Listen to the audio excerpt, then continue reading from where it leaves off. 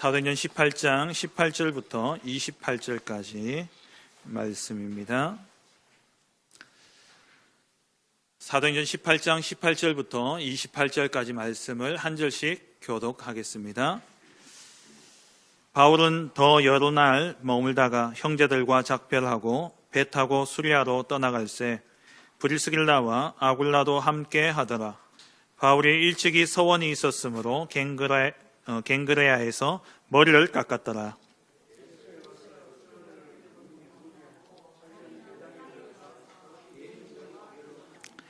여러 사람이 더 오래 있기를 청하되 허락하지 아니하고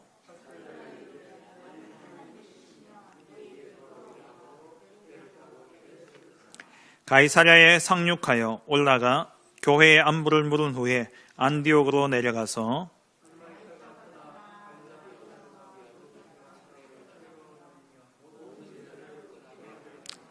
알렉산드리아에서 난 아볼로라 하는 유대인이 에베소에 이르니 이 사람은 언변이 좋고 성경에 능통한 자라.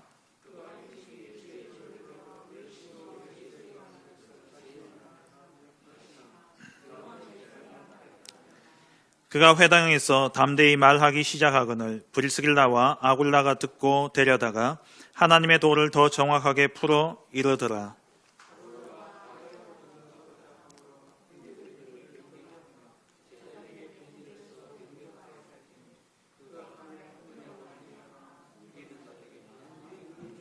함께 읽겠습니다. 이는 성경으로서 예수는 그리스도라고 증언하여 공중 앞에서 힘있게 유대인의 말을 이김이라라. 아멘. 우리 함께 믿음으로 선포합시다. 당신은 세계 살릴 선교사입니다. 한 번 더 하겠습니다. 70제자 운동으로 1000제자 100다락방 내 지교에 응답 누립시다. 70제자 운동으로 1000제자 100다락방 내 지교의 응답 누립시다. 아멘. 우리 교회 언약이죠. 1000제자 100다락방 내 지교회. 이번 한 주간 정말 오늘 주셨던 말씀대로 세상 속에서 어려움과 문제, 사건, 또 재앙이 가면 갈수록 많아지지만 이런 가운데 교회를 통한 하나님이 주시는 힘과 또 축복으로 정말 이 시대 살리는 그러한 증인의 축복을 누리시길 주의 이름으로 축원합니다. 이를 위해서 정말 여러분 개개인이 오직 그리스도만 주장하겠다. 나는 그리스도만 주장하겠다. 그리고 나는 하나님 나라의 일을 포럼하겠다. 그리고 오직 성령으로 성령의 능력을 체험한 그 성령의 능력만 전달하겠다. 결론 내리시고 진짜 주의 종을 위해서 기도하시고 여러분들은 주의 종의 보호자, 동력자, 식준의 역할을 감당할 수 있도록 기도함으로써 교회가 영적으로 살아남으로 우리 모든 성도들이 힘을 얻고 또 답을 얻고 복을 얻는 그러한 은혜가 있기를 주의 이름으로 축원합니다. 오늘 주신 본문을 가지고 제자를 통해 이어지는 복음 운동이라는 제목으로 함께 말씀의 은혜를 나누기를 원합니다. 신앙생활은 하나님과 나와의 간극을 줄여가는 것이 신앙생활입니다. 하나님과 나 너무 멀어져 있었죠. 창세기 3장 사건으로 말미암아서 하나님과 나와의 관계가 완전히 끊어져 버렸고 다시 건너지 못할 그러한 강이 하나님과 우리 사이에 가로막혀 있었습니다. 그런 가운데 하나님의 은혜로 말미암아 우리가 예수 그리스도를 믿고 고백함으로 하나님의 자녀가 되었죠. 이제 하나님과 나와의 관계는 회복되어졌는데 거리는 여전히 멀다는 겁니다. 그래서 하나님과 나와의 이 멀어져 있는 간극을 점점 줄여가는 것이 신앙생활이죠. 내 생각이 하나님의 생각으로, 내 기준이 하나님의 기준으로, 또 내 방법이 하나님의 방법으로 변화되어 가는 것, 그것이 바로 신앙생활입니다. 항상 말씀을 들으실 때에 나와 말씀이 맞는 것을 찾는 것이 아니라 내 생각이 얼마나 말씀과 멀어져 있는가, 그 간극을 그 갭을 찾고 그리고 그 갭을 말씀을 붙잡고 기도하며 실천하는 중에 그 간극을 줄여가는 그러한 축복을 누리는 시간이 바로 예배 시간입니다. 그리고 우리 삶 속에서 평상시의 기도의 시간인 것이죠. 계속해서 우리가 70제자 운동을 올 한 해 계속 2부 예배를 통해서 말씀을 살펴보고 있습니다. 사도행전을 통해서요. 이 말씀이 나와 멀리 있게 느껴질 수 있습니다. 나와 멀다고 깨닫는 게 은혜예요. 그게 깨달아지는 것 자체가 은혜입니다. 그러면 그 간극을 이제 줄여가면 되겠죠.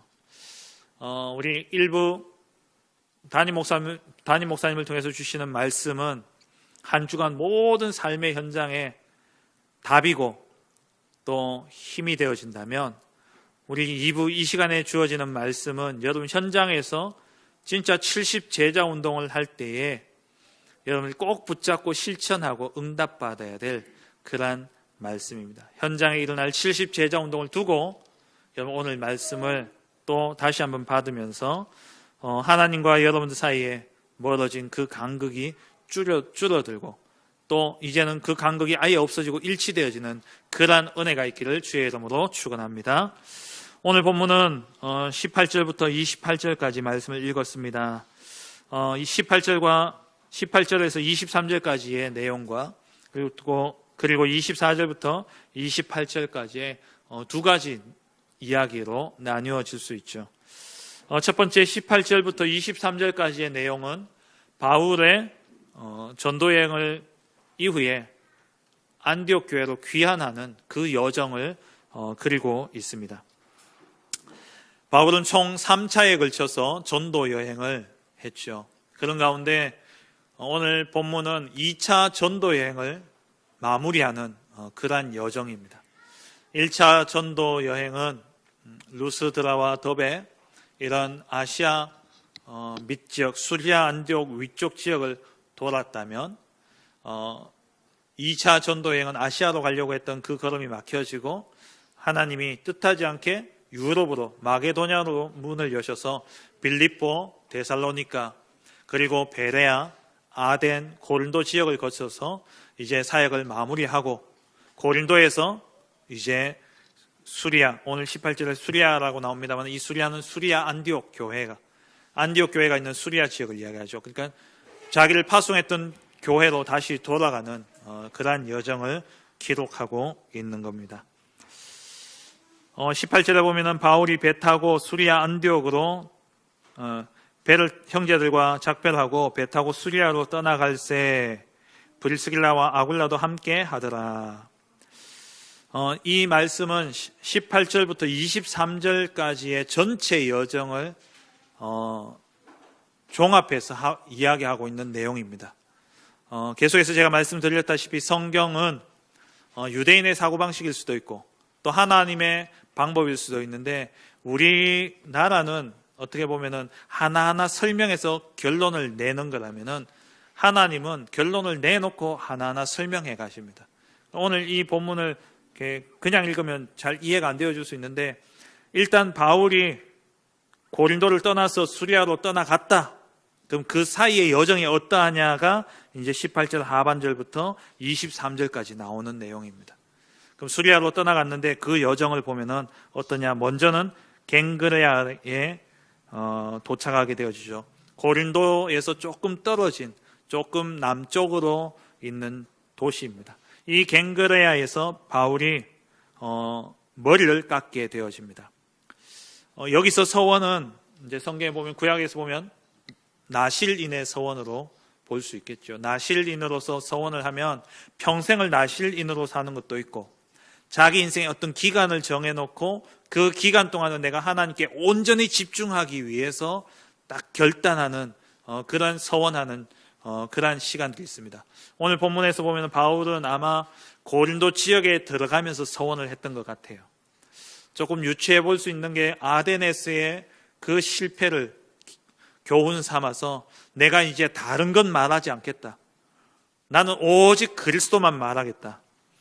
나는 그리스도의 십자가와 그게 죽으심과 부활하심만을 내가 말하겠다 라고 바울이 결단했죠. 아마 이 고린도에 있는 동안에 바울이 서원을 한 것 같아요. 그 서원 기간 동안에는 머리에 삭도를 대면 되지 않고, 삭도를 대면 안 되고, 그리고 또 포도주를 가까이 하면 안 됩니다.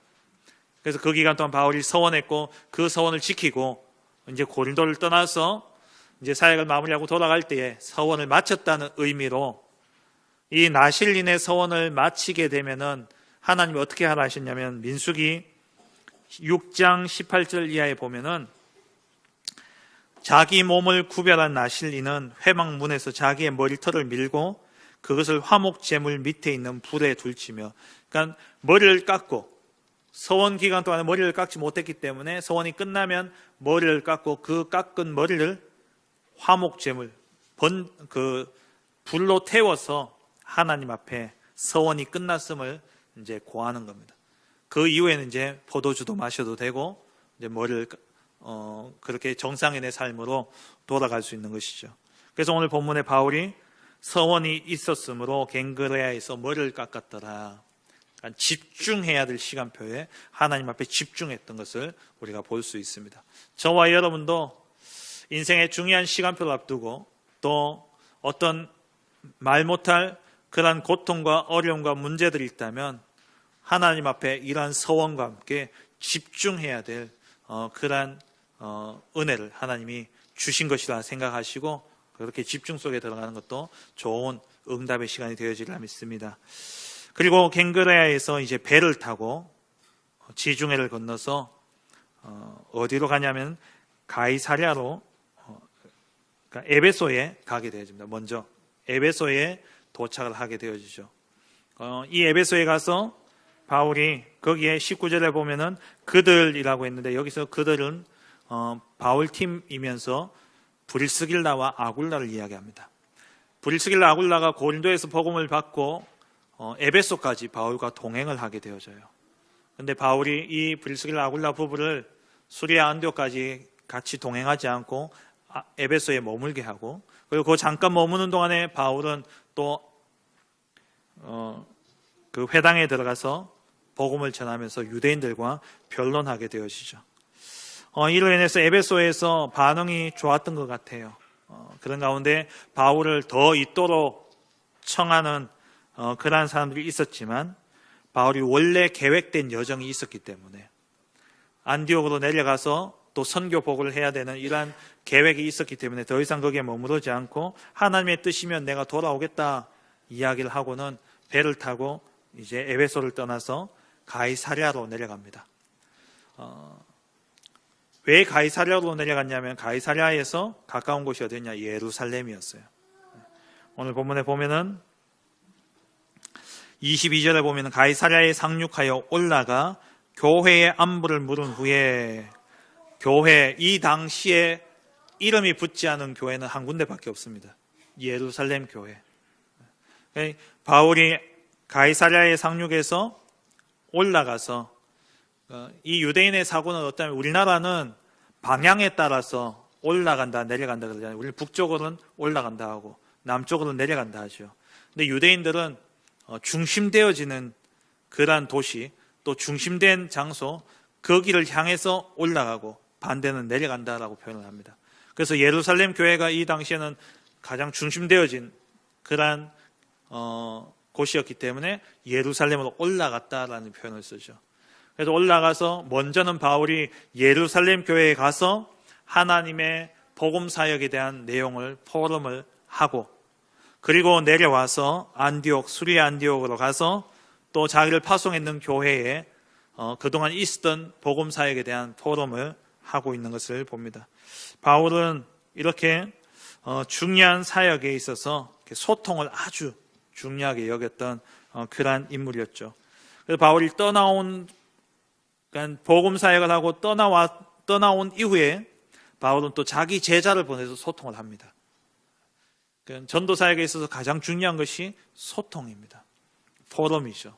하나님이 어떻게 인도해 가고 계시고 하나님이 어떻게 역사해 가고 계시는지, 이런 포럼들이 되어져야 돼요. 그래, 오늘 목사님 말씀하셨듯이 교회는 주장은 그리스도만 하고, 포럼은 뭐요? 하나님 나라의 일, 하나님 나라의 일이 뭡니까? 전도 선교예요. 복음 사역에 대한 포럼이 교회 안에는 계속 되어져야 된다는 겁니다. 지금 이제 예배를 또 우리도 시간도 변경해야 되고 예배도 기획을 하고 있습니다.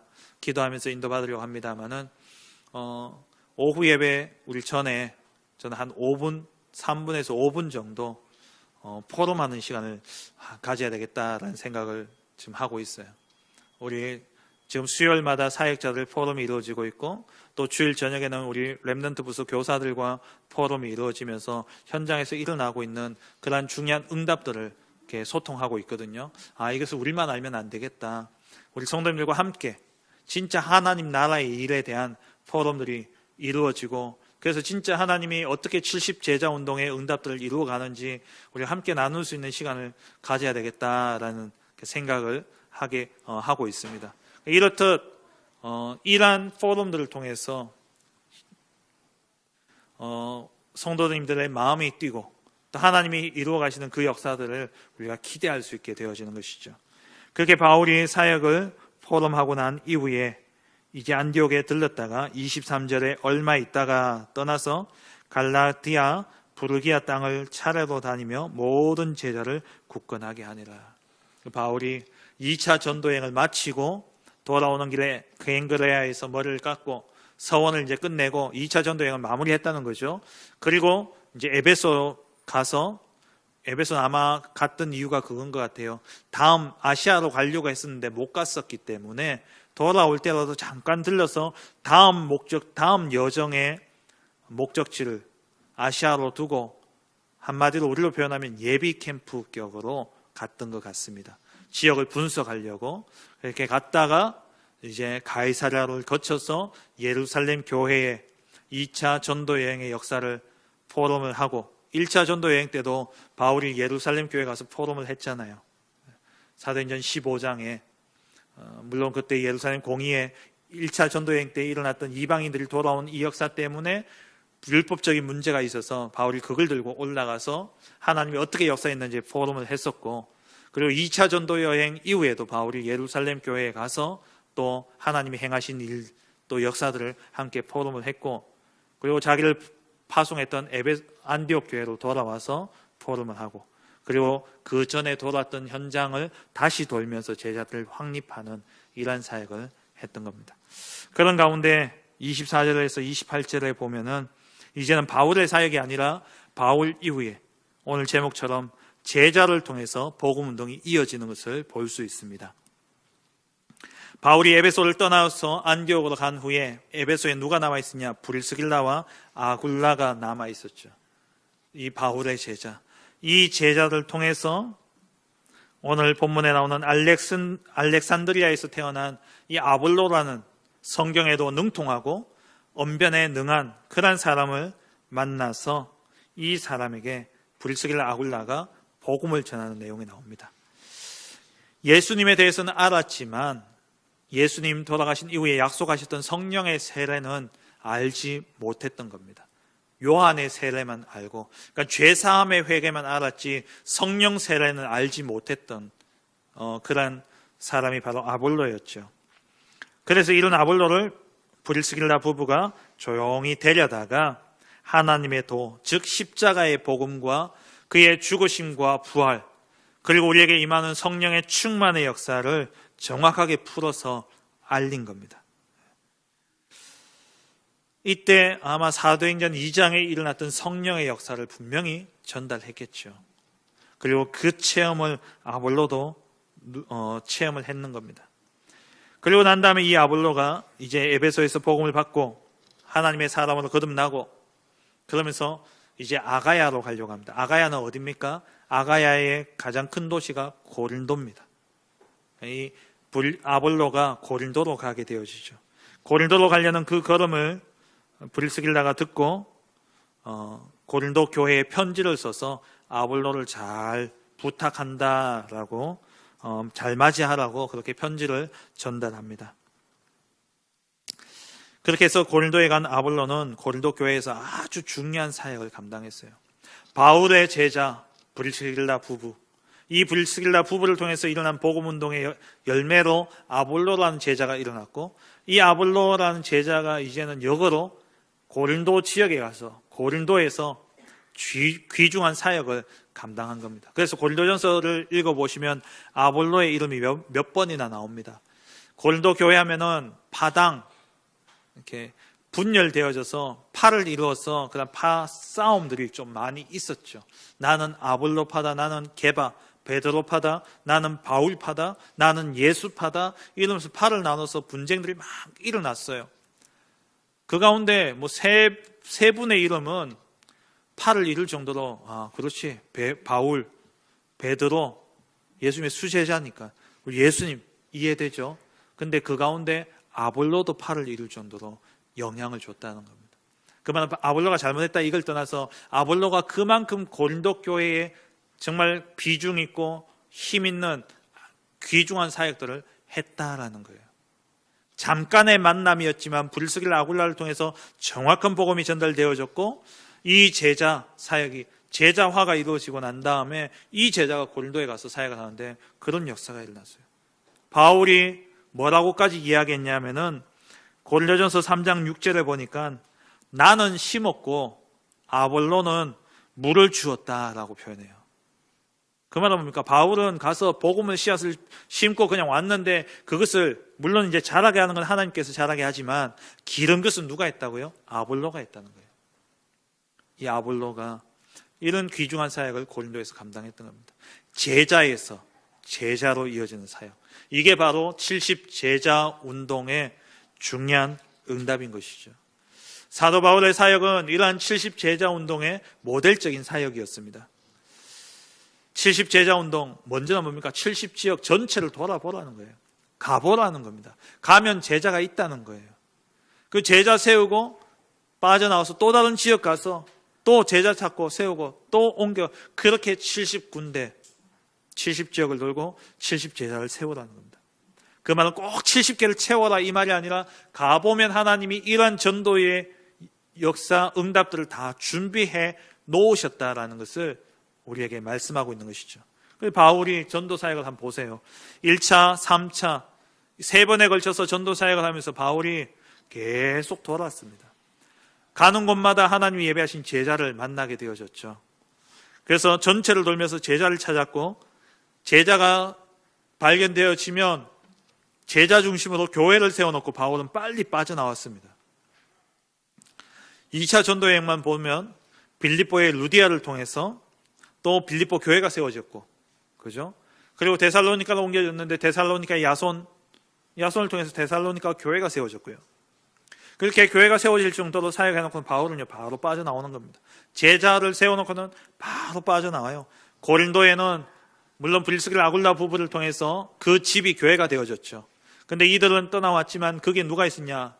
디도 유스도라는 사람과 회당장이었던 그리스보, 이런 제자들이 딱 서 있었고, 그리고 이렇게 떠나온 이후에 그러면 끝나냐? 아니에요. 바울은 꼭 돋우는 사역을 했어요. 오늘 본문에 23절에도 나오듯이 모든 제자를 굳건하게 하는, 이렇게 제자들 그 현장들을 돋우는, 제자들을 확립하는 사역들을 꼭 했습니다. 그래서 바울이 2차 전도 여행 중에 빌립보에는 신라를 파송하죠.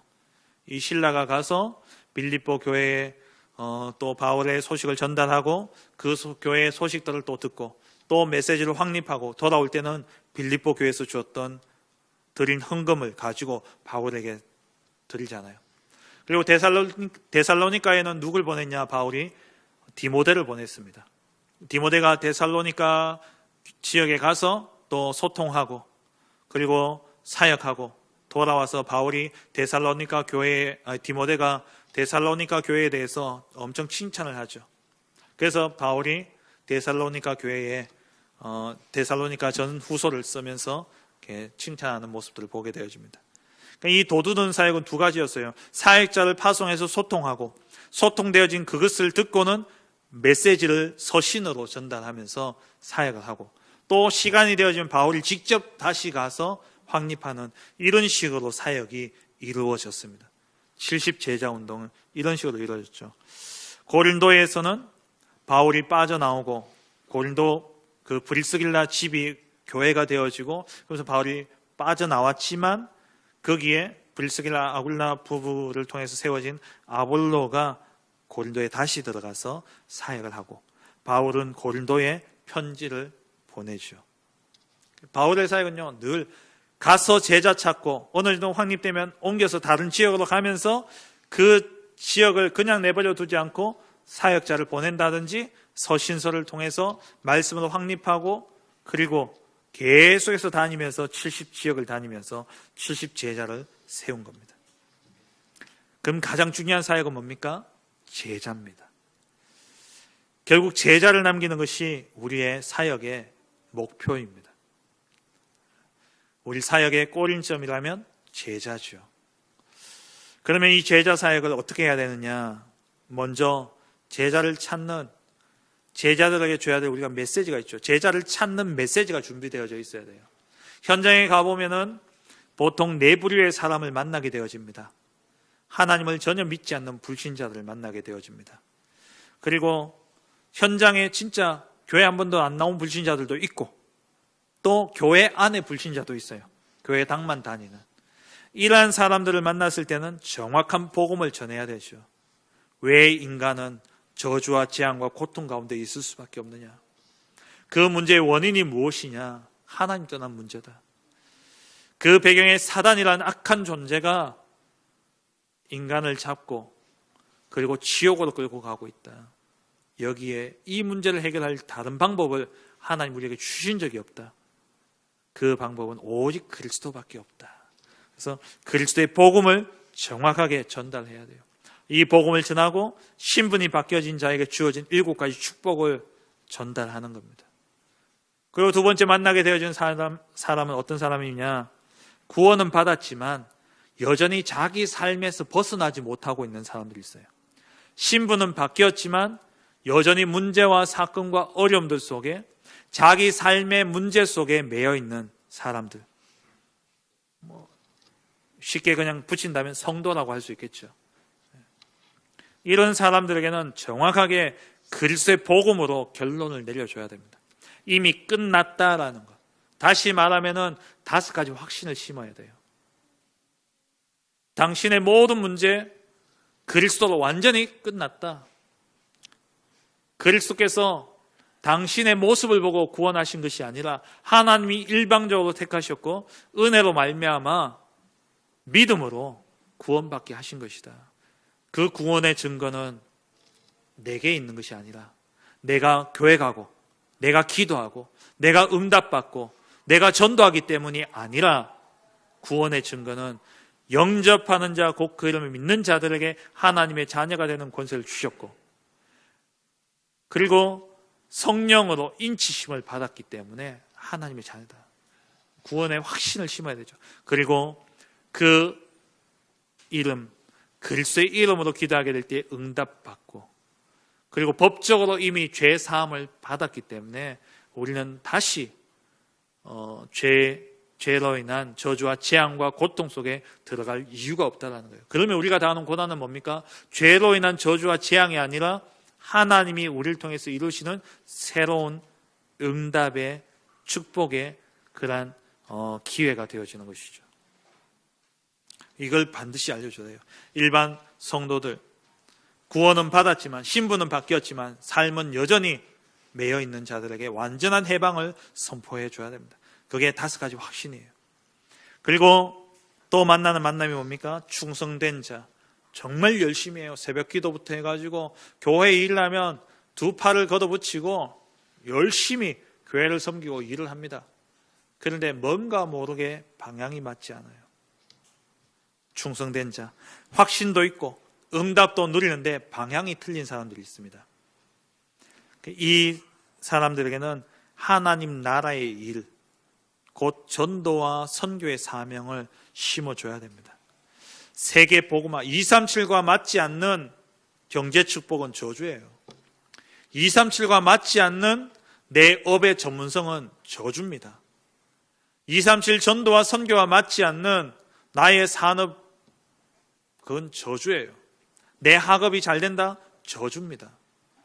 전도와 선교와 맞아야 돼요. 우리의 주업이 전도고 부업이 내가 하고 있는 전문성이라는 거. 그래서 내가 있는 현장에 하나님의 계획이 있음을 알고 그 현장에 하나님이 준비하신 구원의 역사, 생명의 역사를 확인하고 그 일을 감당할 수 있도록 사명 전달하는 것.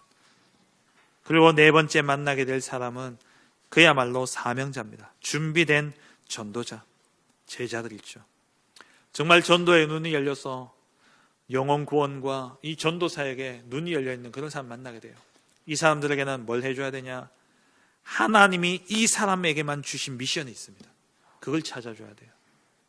그러니까 나의 미션, 다시 말하면 절대 언약을 찾아야 돼요.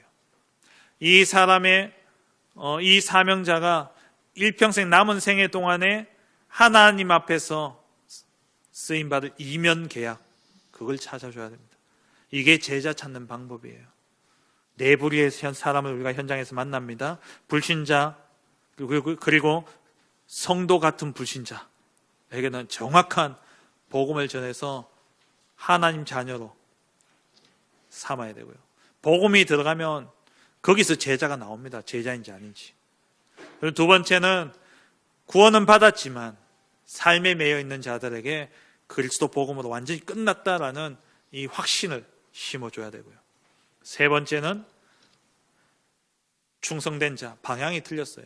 방향을 237 나라 전도와 선교의 방향으로 바꿔줘야 되고, 진짜 사명자가 나오면 이 사람에게 절대 언약, 이 사람 인생에 하나님 주신 이면 계약을 찾고 그걸 포럼하고 그 부분으로 인도받을 수 있도록 미션을 전달해 줘야 되는 겁니다. 그러면서 우리가 이 제자를 만났을 때에 이제 제자가 가게 되어질 여정을 두고 우리가 그럼 어떻게 사역해야 될 것이냐. 이번 선교대 때 주어졌던 말씀입니다. 남은 자, 남는 자, 남길 자, 그리고 남을 자, 남길 자. 이게 제자가 가는 여정이에요. 먼저 정말 우리가 제자를 딱 만났다. 이 사람 제자인데 하면은 제자를 어떻게 양육해야 될 것인가? 이 제자를 어떻게 세워 나갈 것인가? 마스터 플랜이 우리에게 있어야 되잖아요.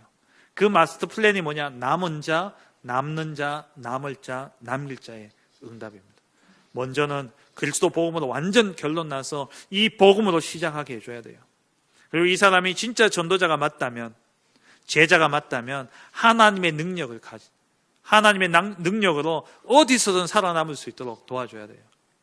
제자는 뭐라고 이야기했습니까? 유 목사님이 제자라는 정의를 어떻게 내리셨냐니까, 한번 딱 만나고 이 사람이 교회 나와서 교회화가 되어지면 그걸로 끝이라 그랬어요. 더 이상 도와줄 필요가 없는 사람, 그게 제자라 그랬어요. 혼자 살아남을 수 있는 사람. 그러기 위해서 뭐냐? 이 사람이 능력을 누릴 수 있는 순례자의 기도를 누리도록 도와줘야 됩니다. 정말 기도로서 하나님이 주시는 능력을 누리고 체험할 수 있도록, 그래서 어떤 것도 걸리지 않고 초월할 수 있는 그러한 길을, 그러한 응답을 누릴 수 있도록 우리가 먼저 남는 자의 축복을 누릴 수 있도록 하나님의 능력을 체험하는 기도의 비밀을 알려줘야 되는 것이죠. 그리고 이 사람이 이제 그 능력을 갖추고, 그러면 자연스럽게 세 번째는 이제 혼자 살아남는 생존이 아니라 살리는 자의 길을 가야 돼요. 그게 뭐냐? 악한 문화를 선으로 바꾸는 남을 자입니다. 내가 내 삶의 문제 속에 여전히 매여 있다가 복음으로 완전히 끝났다 결론을 딱 얻고 나면 이제 그 복음의 능력으로 어떤 상황과 현실 속에서도 걸리지 않고 사단의 관계에 속지 않고 살아남아요. 그 살아남는 가운데 이제 내가 겨우 살아남는 인생이 아니라 이제 그 하나님 주신 능력 가지고 문화를 바꾸기 시작합니다. 그게 남을 자입니다. 내가 있는 현장에 서밋의 축복이죠. 완전 재창조의 역사를 이루는 겁니다. 악한 문화, 사람들을, 그 모든 사람들, 나를 죽이려 했던 사람들조차도, 원수조차도 살리는 그런 자로 제자기 때문에, 말씀운동, 생명운동 해야 되기 때문에, 그래서 남을 자의 길을 가도록 만들어주는 거예요. 그리고 마지막 제자가 가야 될 여정이 뭡니까? 남길 자의 길입니다. 제자를 남겨야 돼요. 왜? 우리의 인생은 시한부 인생이기 때문에, 한 번 죽는 것은 사람에게 정해진 것이기 때문에, 누구나 가는 그 길을 우리도 가야 되기 때문에, 내가 가고 나면 그 뒤에 나를 이어서 이 운동을 해야 될 제자 남기는 것, 그게 제자의 여정입니다. 제자는 남은 자의 여정을 가고, 남은 자의 길을 가고, 그리고 남는 자의 길을 가고, 남을 자의 길을 가고, 그리고 남길 자의 길을 가는 것. 그래서 내가 복음으로 완전 결론 내고, 그래서 어떤 상황 속에서 내가 살아남을 능력을 가지고, 그 힘 가지고 이제 나만 살아남는 게 아니라 다른 사람을 다 살리고, 그리고 이제는 미래를 보면서 이 사역을 해야 될 제자를 남기는 것, 그게 제자가 가야 될 여정인 것이죠. 말씀을 맺겠습니다. 바울은 70 제자 운동의 모델적인 응답을 누렸던 인물입니다. 이 바울의 사역을 보면 빨리 전체를 돌면서 제자를 세워요. 제자가 세워지면, 교회가 세워지면 놔두고 또 다른 지역으로 갑니다. 그러면 이렇게 제자를 찾는 방법이, 제자를 우리가 어떻게 제자인 줄 알 수 있냐? 4가지 메시지가 준비되어 있어야 돼요. 불신자에게는 정확한 구원의 길, 그리고 하나님 주신 축복을 전달해야 되고, 그리고 그냥 교회만 다니는, 자기 삶은 여전히 불신자와 똑같은 성도들에게는 복음으로 완전히 끝났음을 알려주고, 완전히 해방되어졌음을 확신을 심어주고요. 그리고 충성된 자에게는 방향을 주고, 그리고 사명자들에게는 하나님 주신 이면 계약을 찾도록, 이렇게 메시지를 하다 보면 제자가 딱 세워지게 됩니다. 그럼 이 제자를 데리고 어떻게 해야 되냐? 4가지 길을 가도록 만들어야 돼요. 남은 자의 길, 복음으로 완전 결론 나고, 남는 자의 길, 하나님 주신 능력으로 내가 살아남고 또 다른 사람을 살리고, 그리고 남을 자의 길, 모든 문화를 바꿔서 시대를 살리고, 이제 남길 자의 길을 가도록, 내 다음 시대를 보며 후대를 제자를 세우는 그 길을 가도록 만드는 것, 이것이 우리가 누려야 될 70 제자 운동입니다. 정말 이번 한 주간 동안 제자 찾는 메시지가 준비되어지고, 제자를 만났을 때에 그 제자의 여정을 올바르게 인도해 줄 수 있는 그러한 메시지가 준비되어져서 바울이 누렸던 이 전도의 역사를 그대로 실현시키고 응답 누리는 우리 모든 성도님들 되어주시길 주의 이름으로 축원합니다. 하나님 감사합니다. 바울이 갔던 70 제자의 길을 가는 우리 모든 성도님들 되게 하여 주옵소서. 제자를 찾는 분명한 메시지를 가지고 현장에 가서 그 메시지로 사람을 살릴 때에 그 속에 하나님 예배하신 제자를 찾고, 그 제자가 가야 될 또 길인 남은 자, 남는 자, 남을 자, 남길 자의 여정을 안내해서 진짜 제자 남기는 70 제자 운동의 주역으로서는 우리 모든 성도님들 되게 하여 주옵소서. 예수 그리스도의 이름으로 기도합니다. 아멘.